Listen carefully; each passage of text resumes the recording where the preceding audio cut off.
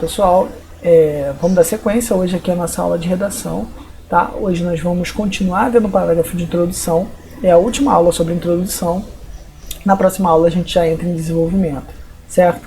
Então assista essa aula com atenção, que ao final dela eu vou deixar uma atividade valendo 5 pontos para fechamento de nota desse primeiro bimestre, ok?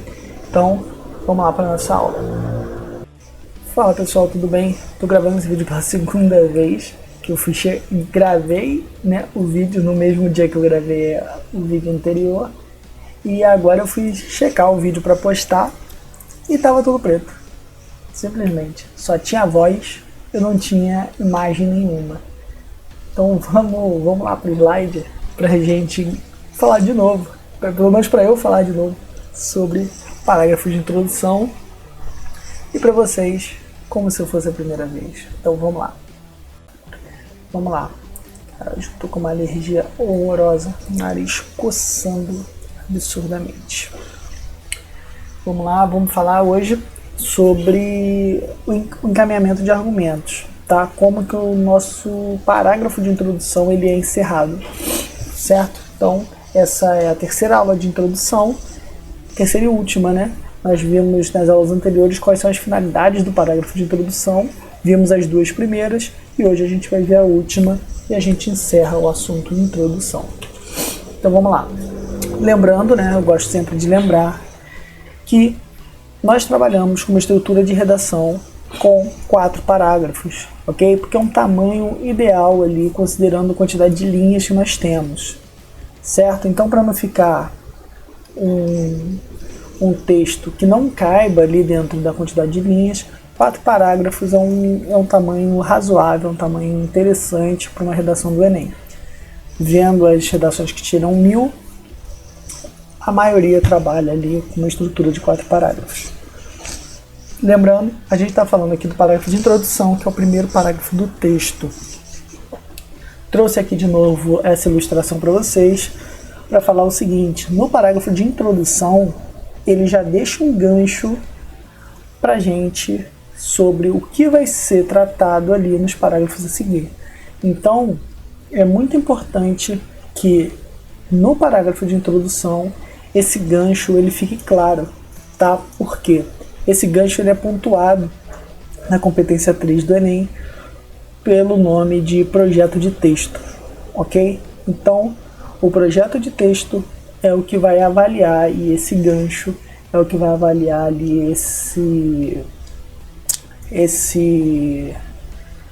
introdução, na verdade, dos assuntos que vão vir a seguir, entendeu? Então, essa última parte do seu parágrafo de introdução, que é a que a gente vai ver agora, é a responsável por esse gancho. Então vamos lá. Lembrando aqui, a gente está trabalhando através das finalidades de cada parágrafo. A primeira finalidade do parágrafo de introdução é a contextualização do tema, que nós vimos na primeira aula. Segunda finalidade é a apresentação da tese, nós vimos na aula passada como elaborar a tese. E agora, finalmente, a gente vai falar sobre o projeto de texto, ou, na verdade, aqui sobre como nós vamos encaminhar os nossos argumentos para o parágrafo de desenvolvimento. Então como é que fica esse fecho do parágrafo, tá? Esse finalzinho do parágrafo. Qual é a finalidade dele? Ele vai ou apresentar os argumentos que eu vou trabalhar a seguir, né, explicitamente, dizer, vou falar sobre isso e sobre aquilo, ou ele vai encaminhar essa argumentação, como por exemplo, vou falar de causas, vou falar de consequências, vou falar de desafios, certo? Então, esse finalzinho, ele funciona ali como um spoiler do restante do texto. Ele precisa existir para pontuar no projeto de texto, ok? Quando o avaliador lê o nosso parágrafo de introdução e percebe que ele já foi trabalhado ali de forma que tudo que foi dito ali é retomado, aquilo evidencia que o nosso texto foi pensado, foi planejado, foi projetado. Então você ganha muito ponto ali em coesão textual. Ok? Vamos lá. Redação nota 1000 de 2019. Mais uma vez aquele exemplo que eu trouxe nas aulas anteriores, né? Ela começa fazendo uma contextualização sobre a Constituição Federal de 88 para falar sobre o tema, né? Constituição Federal, como eu disse, é um tipo de contextualização que ele é muito recorrente. Quase todo ano ele aparece ali figurando entre as redações nota 1000. Porque através da Constituição Federal você consegue praticamente falar sobre tudo, né? Porque a Constituição vai te dar direitos e garantias ali constitucionais, né? Direitos como cidadão. Então, quando a gente fala de um problema social, a maioria dos problemas sociais, obviamente, é devido a uma não segurança ou uma não garantia de um desses elementos que estejam garantidos ali na Constituição Federal. Então, quando você evoca essa Constituição, você já consegue contextualizar o problema que será apresentado. Então, vamos lá. Embora a Constituição Federal de 88 assegure acesso à cultura como direito de todos os cidadãos, percebe-se que na atual realidade brasileira não há cumprimento dessa garantia, principalmente no que diz respeito ao cinema. Trouxe aqui a contextualização e a tese. Agora vem a parte do parágrafo que eu havia mencionado. Isso acontece devido à concentração de salas de cinema nos grandes centros urbanos e à concepção cultural de que a arte é direcionada aos mais favorecidos economicamente. Então, quando a gente, como avaliador, recebe esse tipo de redação, esse tipo de parágrafo de introdução, ele já deixa claro para a gente, né, que nos próximos parágrafos serão discutidos esses dois temas que foram levantados, esses dois argumentos que foram apresentados. A concentração de salas de cinema nos centros urbanos e a concepção cultural de que a arte é direcionada aos mais favorecidos economicamente. Então eu espero no parágrafo a seguir, né, no primeiro parágrafo de desenvolvimento, ver ali uma argumentação, né, um aprofundamento sobre a grande concentração de salas de cinema nos centros urbanos e no parágrafo seguinte, no segundo de desenvolvimento, espero ver ali a concepção de que, a concepção cultural no Brasil, de que a arte ela é direcionada apenas para uma população mais rica, né, que tem economicamente mais favorecida. Outro exemplo, o cinema se tornou uma tecnologia com grande potencial expressivo e por essa razão é considerado uma forma de arte. Aqui um comentário genérico sobre o cinema que serve como contextualização. Simultaneamente, apresenta elevado valor lúdico, prova pelo recente sucesso de obras como Coringa e Vingadores Ultimato. Então, aqui ele mostra, né, faz uma contextualização falando que o cinema ele serve tanto para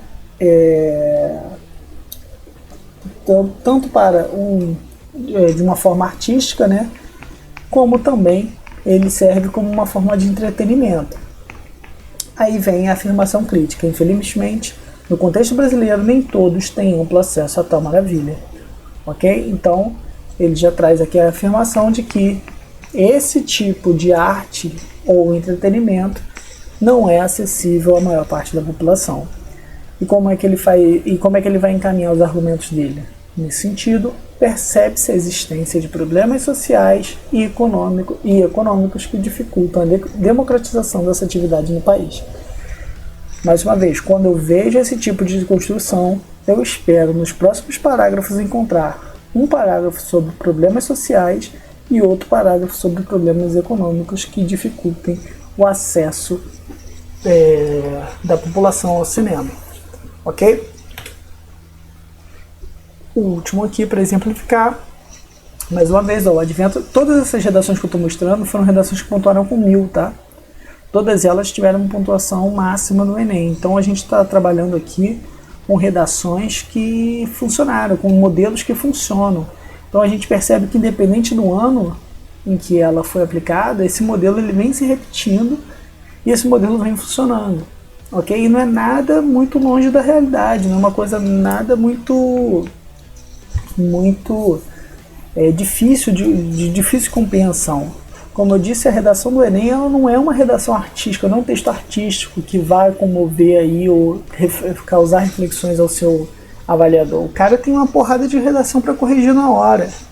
Então, quanto mais fácil for a correção da sua redação, quanto mais fácil você tornar essa correção possível, né? Quanto mais fácil, mais simples você tornar essa correção, mais chance você tem de tirar uma nota boa, certo? Então você já deixa evidenciado ali, ó, o que você está fazendo, né, que você entende a estrutura da redação e mostre isso o tempo todo para o seu avaliador, que sua chance de nota aumentar e ser alta é muito grande.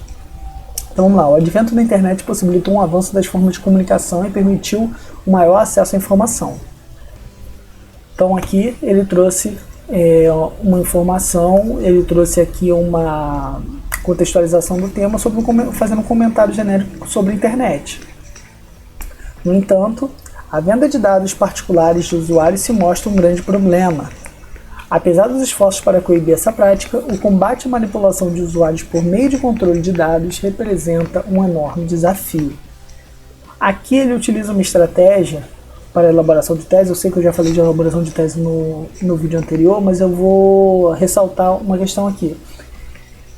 Muitos alunos, né, muitos candidatos, eles pegam o tema da redação. É importante, quando eu falei em contextualização de tema e elaboração de tese, eu falei sobre isso. É importante você utilizar todas as palavras do tema da redação dentro do seu parágrafo de introdução. Então, muitos fazem o seguinte, eles transcrevem basicamente o parágrafo, transcrevem exatamente o tema e coloca que representa um enorme desafio a ser combatido. Então, por exemplo, o tema desse ano aqui foi combate à manipulação de usuários por meio de controle de dados. Esse é o tema. Aí como é que ele fez a tese dele? Apesar dos esforços para cobrir essa prática, o combate à manipulação de usuários por meio de controle de dados, ou seja, ele trouxe todas as palavras que estavam lá no tema e coloca aqui, representa um enorme desafio. Então isso já garante que ele não vai dar fuga total ao tema, porque todas as palavras do tema estão ali já presentes nessa introdução, certo? Isso é uma estratégia também que vocês podem recorrer caso tenham dificuldades em elaborar a tese ainda, certo? Então vamos lá para a parte que nos interessa nesse vídeo, que é o encerramento do parágrafo ali, o finalzinho. Pode-se dizer então que a negligência por parte do governo e a forte mentalidade individualista dos empresários são os principais responsáveis pelo quadro. Mais uma vez, a apresentação de dois argumentos aqui. Espero ver negligência por parte do governo como a argumentação no parágrafo 1 do desenvolvimento e mentalidade individualista dos empresários como argumento no parágrafo 2 de desenvolvimento. Então, como é que você vai fazer, ok? Você tem várias formas de fazer esse fechamento de parágrafo, mas eu vou explicar duas que são as mais comuns e são as mais simples de se fazer, mais efetivas, tá? A primeira consiste no seguinte: você vai olhar seu tema, vai pensar na sua tese, né, seguindo os passos que a gente viu nos vídeos anteriores, e vai pensar o seguinte: qual o tipo de repertório que eu tenho, né, sobre esse assunto, qual o conhecimento que eu tenho sobre esse tema, considerando os conhecimentos que eu tenho sobre esse tema, o que eu sei mais, né? O que eu consigo pensar mais? Eu consigo pensar mais nas consequências desse problema que está refletido ali na tese, ou eu consigo pensar mais nas causas desses problemas que estão sendo refletidos ali na tese? Você vai pensar ali, se eu sei mais causas, beleza, eu vou trabalhar com causa. Se eu sei mais consequência, eu vou trabalhar mais consequência.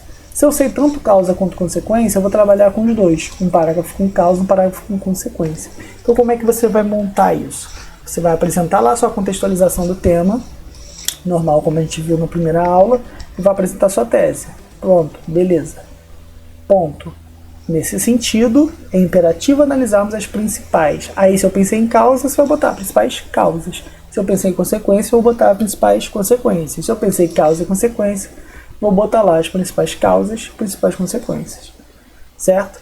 E possível resolução para esse entrave social.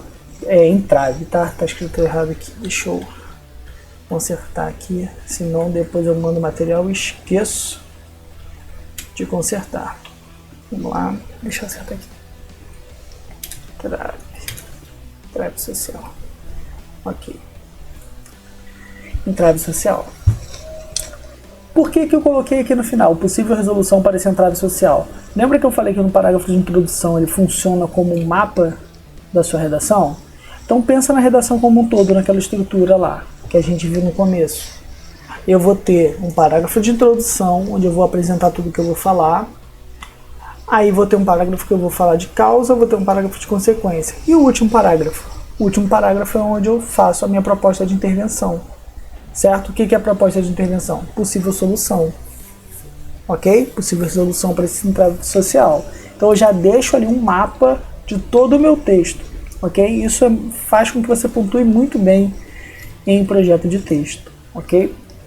E o outro exemplo é apresentando ali os dois argumentos, como a gente viu nos exemplos anteriores. Você vai contextualizar o tema, apresentar a tese e vai colocar ali. Isso evidencia não apenas pelo argumento 1, como também pelo argumento 2. Ok? Vamos supor que eu tenho lá um tema que fale sobre alimentação saudável no Brasil. Minha tese é de que a alimentação não é acessível a todos. Ok? Então, quais são os argumentos que eu vou utilizar para justificar que a alimentação saudável não é acessível? Eu vou utilizar o argumento de que o preço é muito elevado e de que os produtos não são facilmente encontrados. Então, como é que eu vou colocar aqui? Isso evidencia não apenas pelo alto custo dos produtos orgânicos ou dos produtos saudáveis, como também pela dificuldade em encontrá-los nos supermercados em regiões longe das capitais, por exemplo. Ok? E vou discutir isso nos meus parágrafos de desenvolvimento. Certo, pessoal? Então, acredito que tenha ficado bem claro. A gente finalizou aqui o parágrafo de introdução. Acho que com essas informações que nós temos aqui, vocês conseguem construir um bom parágrafo de introdução já para pontuar muito bem nessa redação do Enem. Nas próximas aulas a gente vai ver desenvolvimento e proposta de intervenção.